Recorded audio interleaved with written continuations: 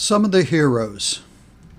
Yes, Summon the Heroes presents a Valentine's Day special.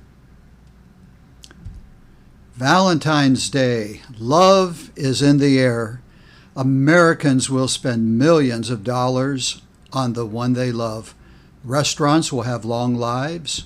Roses will triple in prices due to demand. Cards, candy, phone calls will be in abundance. But more about that later. Alec was one of those children who was always taking things apart to see how they ran. When he was 12, he actually made a dehusking machine at the mill where he worked. Alec had another side to his life. He loved the arts. He was self-taught in many areas, including the piano. Tragedy would come his way at the age of 12 when his mother began to lose her hearing. Shortly thereafter, she was deaf. Alex started reading and learning about acoustics. He was determined to find a way for his mother to hear again.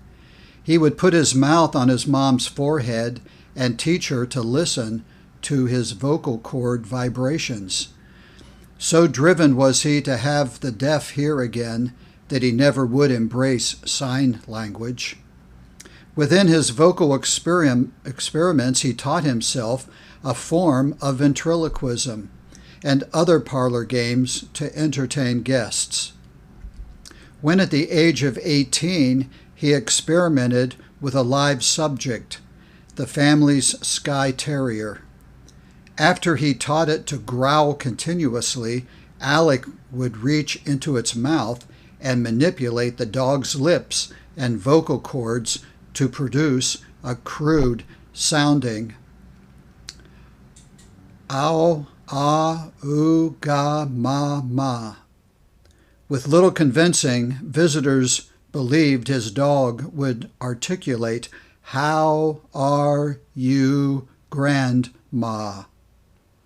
Indicative of his playful nature, his experiments convinced onlookers that they heard a talking dog.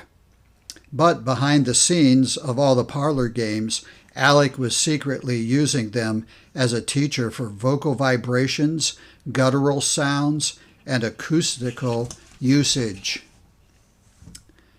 In his life as an experimenter, teacher, and inventor, he would meet the likes of Thomas Edison and Queen Victoria. He was one of the initial teachers of Helen Keller. 1876, America's 100th birthday. Alec, 29, was on a mission. He summoned his attorney, who walked into the U.S. Patent Office in Washington, D.C. that morning to file an application. It was February 14th, Valentine's Day, and the legal name on that document was Alexander Graham Bell. The patent was for the telephone. 3 weeks later, the patent was granted, and 3 days later after that in Boston, Bell successfully transmitted speech over telephone wires when he said these words to his assistant, "Mr. Watson, come here. I want to see you." In early 1877, Alexander would finally marry. It would not be hard to believe that she was deaf too. For a wedding present, he handed her a telephone. A cruel joke, you may ask? He did hand her a telephone company. 1,487 of the 1,497 shares of the newly formed Bell Telephone Company. Valentine's Day. Love is in the air, and love was in the phone lines. Ladies and gentlemen, present to you American hero Alexander Graham Bell.